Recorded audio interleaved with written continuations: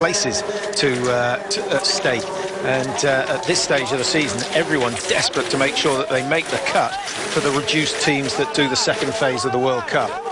Patrick, this is the extra distance on the track, and it's a very steep climb to our left as we look at it. This descent is easy, so a couple of well, obviously 1.5 kilometers further for the men than it was for the women.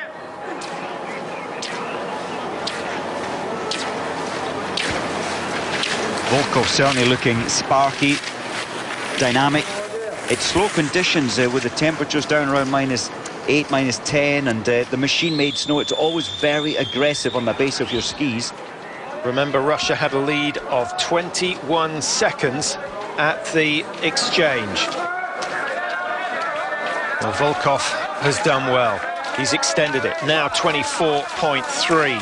So he's gained himself 2 missed shots effectively over the rest of the teams. Lesser, Schlesinger, Beatrix with Germany, Czech Republic, and of course France. I wonder if we'll see, in fact, I already noticed it slightly, the Belarus men are being coached by none other than Raphael Poiré, and he said he couldn't really believe their structure of training, and he's completely stripped it back. He's put fun into their training. He's got them doing so many different activities. All they did was roller ski and shoot forever. So he brought a little bit of magic to the training. So the Belarus men, I think, will see them so much better this year. Well, there they are in 7th position at the moment. Nice to have Raphael back in the fold. Do you think he's made a good move going for a foreign team rather than trying to get involved with France? I'm sure many people would be thinking, why wouldn't the legend that he was work for his own? He just said, well, it came by chance. There was a friend of his, a waxman, who was a Frenchman working for the Belarus team, and he was saying, listen, they so badly need some help in their training ideas, and he thought, well, there's a project to make them better. And he gets plenty of time at home.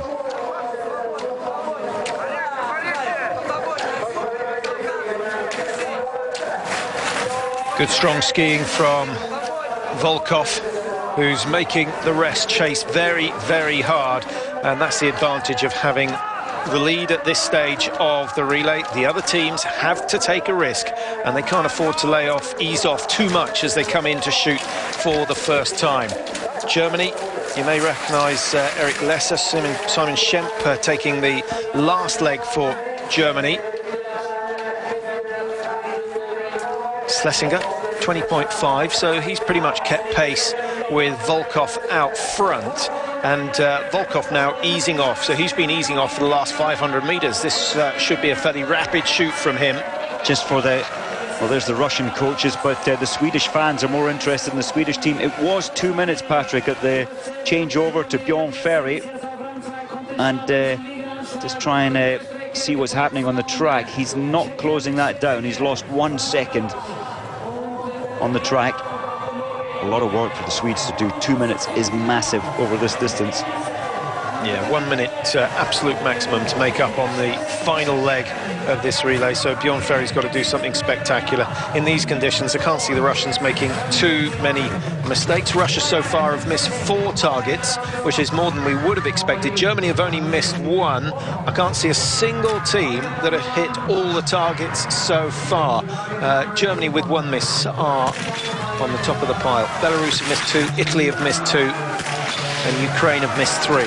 Love this position from Volkov. His shoulders are level, the spine is straight, and good support through the legs. He's getting maximum breathing through his lower stomach. Eric Lesser in lane 2 for Germany. A chance to close a few seconds down on the Russians with that 1 mistake from Volkov. Slow first shot from Lesser, but now he's underway and shooting very, very fast indeed. 4 out of 4, 5 out of 5. Nice result from him. France go clear with 5 out of 5. Good shooting from Beatrix.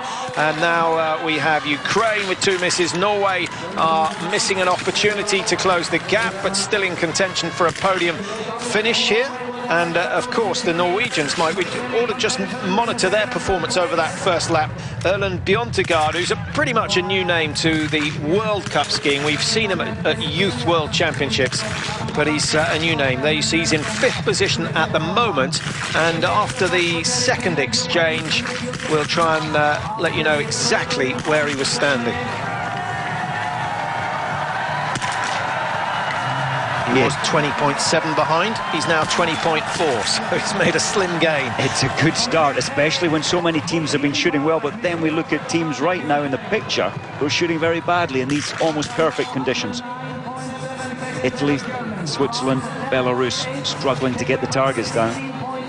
Here comes Sweden, and there's definitely a chance here for Bjorn Ferry to make up 4 or 5 places. On the track, he has moved up, Bjorn Ferry. He's pulled back 5 seconds. Well, he might as well go for broke here, don't you feel? He has to. He really, I think he'll take the prone cam, and then we know how fast he can shoot in the stand position.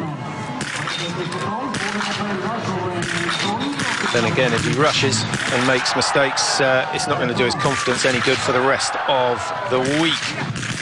They'll be glad they got Monday, Tuesday off. The programme starts again on Wednesday with the individual races. Wednesday, Thursday are individuals.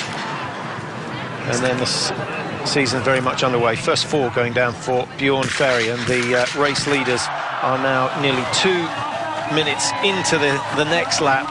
And the speed they ski at the moment, 2 minutes, is around 900 metres, 800-900 metres. Yeah, incredibly fast here. And look at Bjorn Ferry. I love his style. I was watching him in his training in October on his skis, and so much drop through his upper body. And he has quite a lean forward as well when we see him in the skate 1 on the steeper climbs. Look at that lean forward, dropping so much quick power through the arms. Well, nobody knows this shooting range better than Bjorn Ferry, and he hesitated before his 5th shot, and that's why he missed it. So 5 shoots completed of the total 8. We've got 2 more standing shoots to come, 1 in the prone position for the last leg runners, and now the gaps are starting to grow. Finland 2 minutes behind. They're not going to feature in the top 3. The host nation, who generally do pretty well here in Oestersund, maybe they'll have to wait until Wednesday, Thursday before they start to shine. No British team racing today, Patrick, and that's because the girls, Adele and Neris Jones, they had to qualify at IBU Cup in order to take part. And biathlon internationally, you have to now qualify to race at World Cup, and if you drop outside of a 15% or 20% sorry, at World Cup, you then have to drop back down again into the IBU Cup to re-qualify. Do you approve? I think it's a good system. I do. It keeps the World Cup standards very high. So what we see here in the picture at World Cup, it's very high-class racing. Yeah, it's got more advantages than that. It also keeps the numbers down at World Cup level, which isn't a bad thing, especially when it comes to the individual races.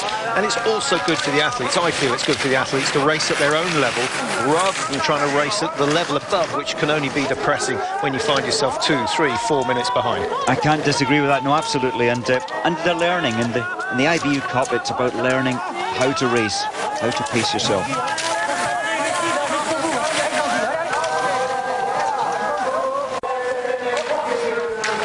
Welcome back. There you can see the top 5 teams all the way through on this 3rd leg, coming down towards the range now for their 2nd shoot in the standing position. We could see a few changes here because the pressure at the front is mounting with the first 3 teams so closely packed. France, Germany and Russia are in there with Norway and Team 7, that's the Czech Republic. Michael Schlesinger racing for them, and he's pretty good with the rifle. He's had bad moments, hasn't he, Mike? He's gone through periods where he hasn't been able to hit anything.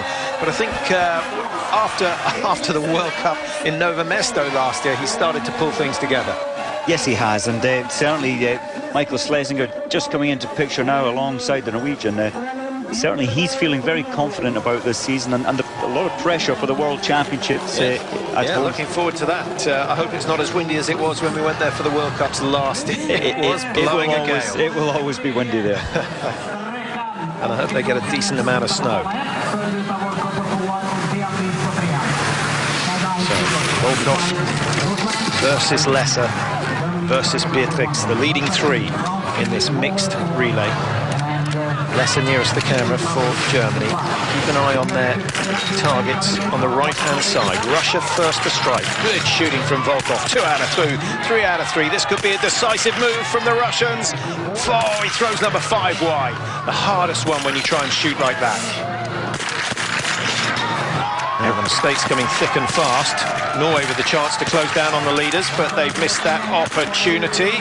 Eric Lesser, look, he's blowing through his rear sight, so whatever has happened there, the snow cover was down, maybe some snow has fallen off the trees to drop into his rear sight. Bjørntegard having a nightmare, Mike. This may be where his lack of experience is starting to show at this level, and he can't afford another miss. France are in trouble and on the penalty loop. Germany on the penalty loop, and it's all change here. As soon as they get together, they get a little excited this stage of the season. Now, Bjørntegard with a vitally important shot. Russia and the Czech Republic are away, and Norway are going to move up into third position. Great shooting in the end, because the pressure was immense for those last two shots. Ukraine and Slovakia fighting it out. They too could move into the top 5 if they clear all 5. Look at that, 14 seconds between the leading two, but now 22 seconds between second and third. It just makes you think. Germany were first into the range and France third into the range. They came in so fast. I think they really put themselves at a disadvantage. They try to push their pace too much coming in. Strange, isn't it? After all those years' experience, they still make elementary mistakes. But it's that's what the beginning of the season is all about. It's why the beginning of the season is so exciting. And it's so marginal. It's so marginal. You're on that rifle. It's only 11.5 centimetres the target. At 50 metres, it's tiny. One small mistake down here at the firing point. Yeah, the first 4 going down for Volkov. That rifle was far from steady. Just brilliant reflexes. As soon as the target passes through the sights, he's let it go. Not easy to do. Now, is your money on Russia to wrap this one up? Yevgeny Ustugov on the last leg. Ustugov, generally, Ustugov feels no pain, feels no pressure, and they do train the Russians well too. So there's never much reaction from the coaching crew, no matter how good or how bad it is. What about Andrei Morovets for the Czech Republic? He's not far behind. You can see the gap for yourself there. And, well, that is certainly achievable. One miss from the one miss from Russia on the prone shoot, and the two leading teams could be level. Well, the Czech Republic team just doing brilliant. They are missing in their lineup, of course, Sukup, who had a terrible fall off his mountain bike in August, and they really thought he was going to have serious problems for the rest of his life, but luckily taken off to hospital, and it was collarbone and his arm badly broken, so he won't really be back till later in the season. Still training now, though. Bjørntegard just bounced his way up that hill beautifully.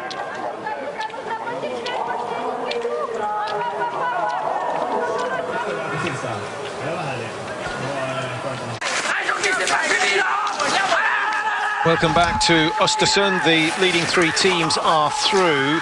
Volkov still with a comfortable lead over Schlesinger of the Czech Republic. Norway in third position. They are closing fast. Bjørntegard is having a very, very quick last lap. And as he comes towards the stadium for the final exchange, just one more lap to go, 7.5 kilometres. And Russia will be relying on Ustugov, the man who finished 13th in the World Cup standings last year. He's come in for Shapulin. Malishko also missing out on a place. The Czech Republic, well, they don't have a massive team. They don't really have any problems with selection. Schlesinger and Morovets, the 2 men racing today. Morovets taking the anchor leg, and he will be a little bit surprised for one, and I suspect there'll be a few butterflies in his stomach, knowing that the pressure is on for them to claim a podium finish. Here comes Bjørntegard, Mike. He started this last lap over 30 seconds behind the leaders. Has he managed to close? He was 25 behind at the last split, now 25.3, so I think he's starting to run out. He's running out of steam, but he put the charge in. He knew this is the easy part of the track, so he had to really push himself on the steep climbs, and quite honestly, to pull 11 seconds back on Volkov, it's no mean feat. He's closed the gap on